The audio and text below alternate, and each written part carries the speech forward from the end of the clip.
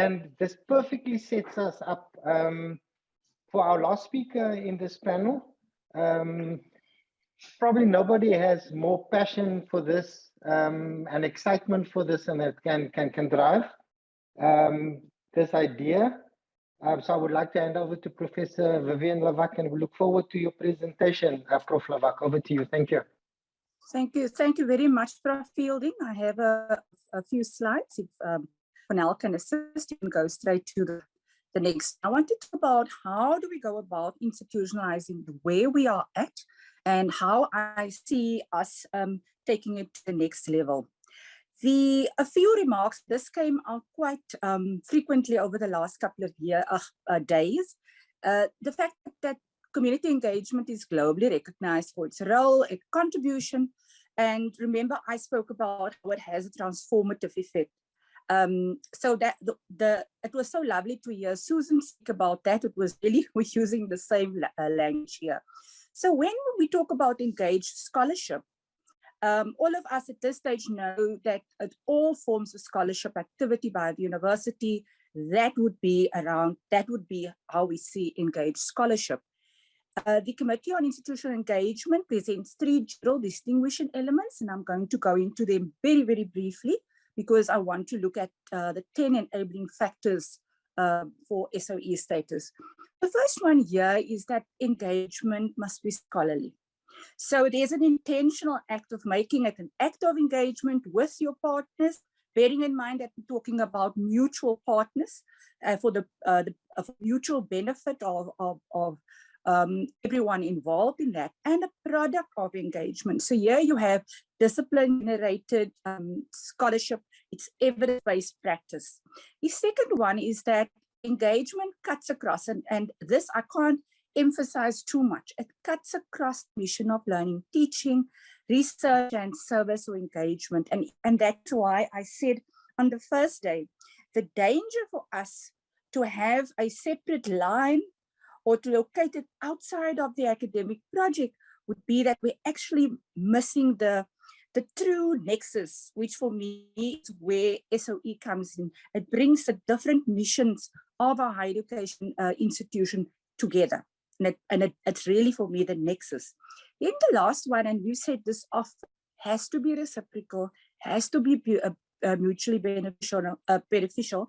And when I say it needs to be in your planning, your implementation, the outcomes with and by the partners, it's for me the intentionality there. It's not going to happen organically. In fact, when I just started at UWC, and I was amazed at what CEU, and when I had an overview of what CEU already was doing, and from the faculties, I realized that one would actually now have to put it at a different level. And that is why we started with a scholarship of engagement. I think it was 2017 when we started engaging around this.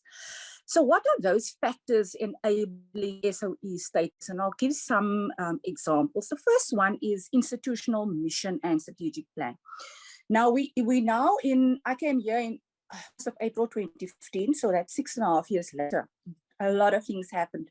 So when I got here, we were at the end of the 2011 to 2015 IOP, and we had to then carve out a new IOP at the time, 2016 to 2020, and we now Council has approved our 2021 to 2025 institutional operating plan. All those plans, the notion of an engaged university, especially in the 2011 to 2015 plan, it presented UWC as a space where people engage with matters of real significance at the highest levels of competence, connectedness, and engagement in various forms that is critical for the 21st century university. And those words come specifically now from our 2021 to 2025 IOP. But we're not starting from scratch. In the 2016 to 2020 IOP, we made sure that in the academic plan itself, my plan, it's linked across the university into the faculties, and then linked, ensuring the integration of your community engagement with your learning and teaching and research. And then to also elevate the status SOE at UWC. So how did we do this? And I'm going to speak about that in the second point. So you also needed to build it into the executive administration, making sure that it would cut across those portfolios. So let me give you two examples. So from a learning teaching perspective, where we started was with Charter of Graduate Attributes. And that charter, very specifically, if I have to highlight one of our graduate attributes, speak to a locally and globally engaged graduate. And that's quite important. And that is why I don't support only a local lens, even in anchoring, because that limits our students to UWC, maybe Western Cape, and nothing further. And we're losing even the regional or continental engagement, and we're losing the international. Now, that's why I've been fusing and showing the interconnectedness between even internationalization and the scholarship of engagement. So, I've taken the graduate attributes, but we've done the same with the curriculum. In the Courageous Conversations that I started in 2017, that led later to a task team that drafted our new curriculum transformation renewal framework for UWC. That's on its way to Senate next week for approval. Even in that one, we've managed to include, as part of the grant around the transformation of the curriculum, we've included community engagement so that we made sure that it speaks to the graduate attributes. There's a link to curriculum. Then it links to how we teach, what we teach, who's teaching, the student voice, etc., etc. So that managed to do well. And what we also did was to even include it in our new flexible learning teaching provisioning policy and our assessment policy, so we make sure that all those different legs are connected. But I think the two things that made the biggest difference in terms of policy, thanks God, was number one, when we started the Community Engagement Excellence Awards for both individual as well as for groups, for teams. I never realized what impact recognizing that excellence for those that are really engaging in the community and are showing the integration of their scholarship with learning and teaching and the research part, and what that meant to the recipients of those awards. Not a lot of money. For a group, it's about 30,000, and for individuals, about 20,000 or something like that. But it was the recognition that meant an awful lot. And it actually, one of the recipients told me that it actually spurred her on to wanting to do more of what she was doing. And she was in the science faculty, Associate Professor van Lawack, Ajay Mbeke. The other one that was crucial, and Prof Fielding, I can give this example. I chair the promotions rounds at the ad personam promotions at UWC, and it only took one change to the promotion criteria to include the integration of community engagement with learning and teaching and research as the third board criteria for promotion.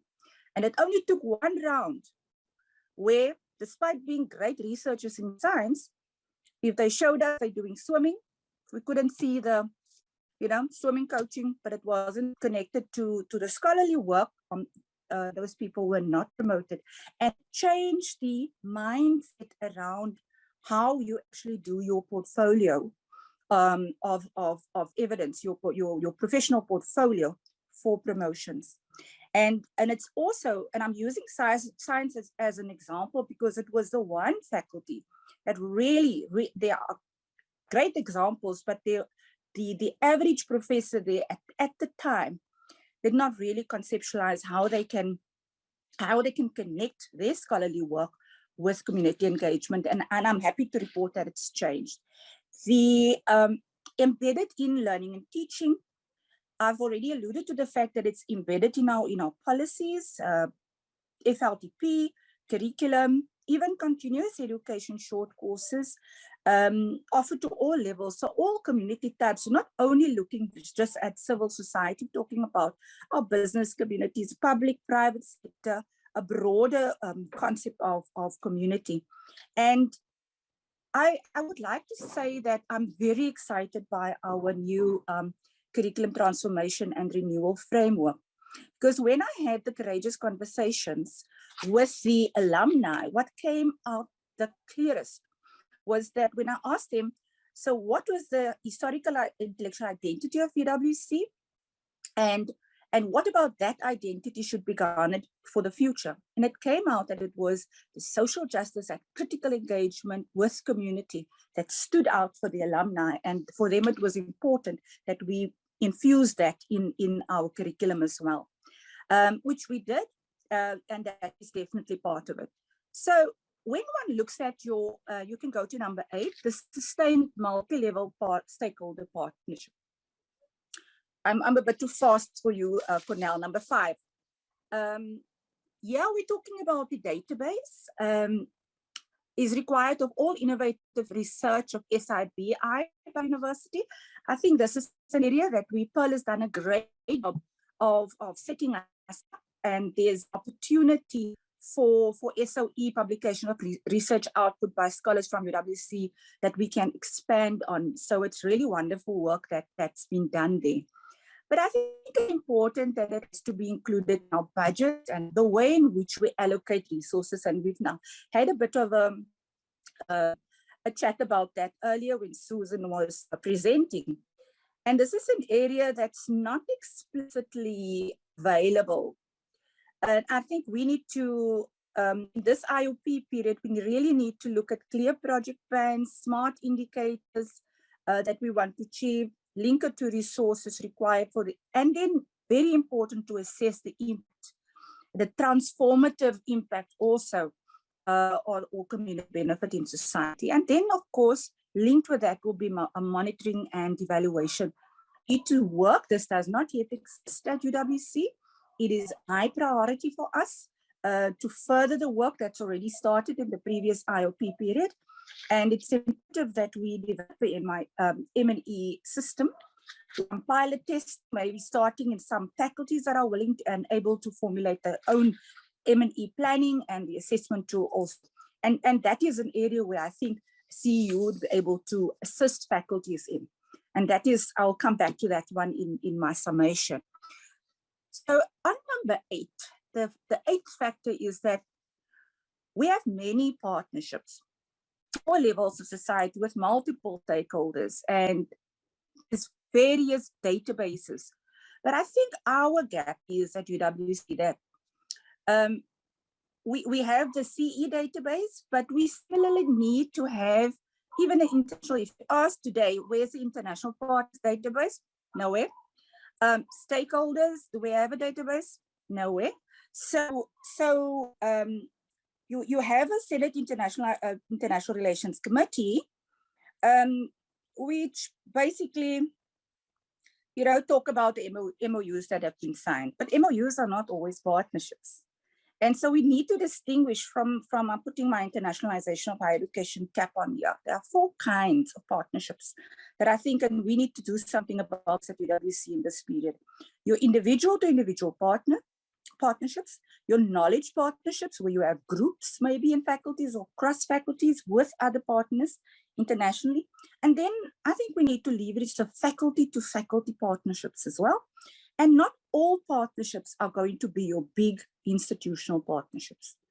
And so Missouri is a good example of an institutional partnership, but you might have that in a certain, because of a certain niche area or areas of a faculty, that there's a potential, especially on the African continent, to leverage our current partnerships and to build them up into faculty to faculty as well as institutional partnerships. And this you cannot separate. That is why I did that paper around the interconnectedness between higher education, internationalization of higher education and community engagement, societal impact. Then number 9, it has to be integrated. Yes, I know I'm on my time, but I hope you will indulge. I only have 2 more points to make. The Definitely. integrative and multidisciplinary.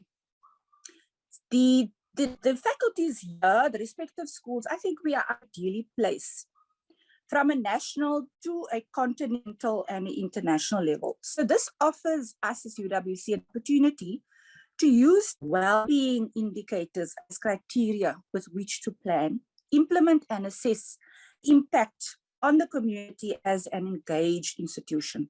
And at the same time, articulate it to the drivers at national level. So here the National Development Plan, Vision 2030, regional, here we have the African Union Vision 2060, and globally, the United Nations Sustainable Development Goals 2030. There's an opportunity for you to do it in a much more systematic way than we are currently doing. And that, if we do it properly, can also have the incremental, not only our reputation and rankings, but also giving us much more impact indicators as to where we really make an impact. And finally, empowering, it has to be empowering and sustainable. When I look at the UWC IOP and related key focus areas, that represent the purpose to ensure for community engagement to be empowered and sustainable. Now, how we do it, we achieve it through, and I spoke about graduate attributes. I would like to include the CE typology that was discussed, which further assists us with conceptualization and planning of the types of engagement that is required by our own university and the related communities and stakeholders for each type. In conclusion, I want to say now how we can do this. What we now need at UWC is firstly an organizational or institutional framework on the scholarship of engagement, and it is top priority for us to start with next year. A task team will do a draft discussion documents, and I want to bring back my graduates conversation methodology so that we can reach a broad representation across the institution, including alumni, because I've seen, I managed to reach about 1,000 alumni. I've seen how powerful that actually is if you bring the alumni into the space and other key stakeholders, so that we can have a very inclusive process in the drafting before we take the frame through our formal governance structures. And then with that, we will then have to craft our M&E framework and the evaluation tools so that we can ensure that we measure the impact of our endeavors on SOE. And I'm looking forward to working with you on this and also with our international partners, because it could lead to great synergies if we use this and to build this up. And if we can do this at UWC, we can set the scene for a real showcasing in the country of what SOE really means, and not the soup kitchen approach to community engagement that I think doesn't belong in a higher education institution. Thank you, Chair. Thank you, Professor Lawack. If we could have all of our speakers, if possible, I know we have load shedding and data issues, if we can have your cameras on so that our attendees can see who they're asking the questions to. Professor Lawack, could I maybe ask you a first question? As you were speaking and listening to what was said yesterday, this is very much dependent on researchers and students, etc. At what point do we have this conversation, or almost make it part of researchers at the undergraduate level, at the postgraduate level? Do we wait till researchers are researchers? What is your vision for that? For me, it started undergraduate level, because remember the graduate attributes, we speak about this local and global engaged citizens. But we are going to be tweaking our graduate charter of graduate attributes in the light of a changing world of work. So we're bringing innovation to the undergrad level. Problem-based learning, innovation, critical thinking, creativity. So that's where you start.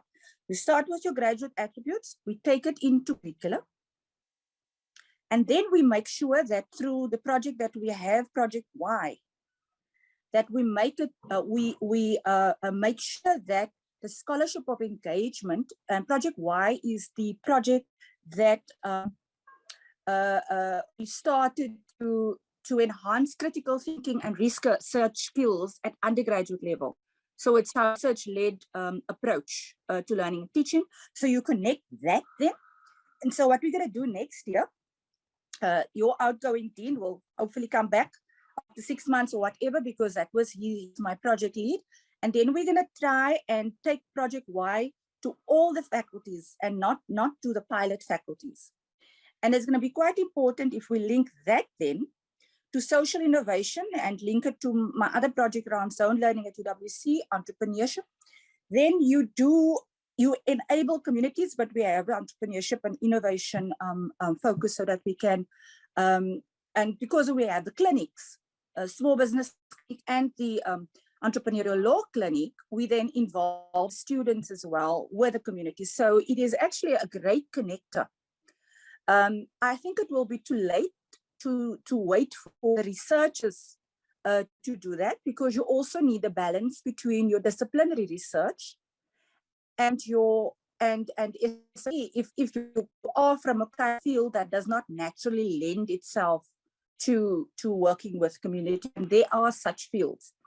And so that is basically my thinking, and that is what I would like to see in the framework, how you can then also how you teach, so that we don't do the talk but if you do the problem-based learning, then the students are also already engaged. And of course, with service learning and work-integrated learning, that becomes even more possible. So there is a way you can map it out, and we already have some ideas as to what should be in the framework, but that is where the conversation is going to be very interesting. And then you just need a few champions. You need a few research champions, and they need to see that being recognized for that. Because I've seen what the recognition does and how it inspires others to then try and do the same. So that's basically the plan in my head at the moment.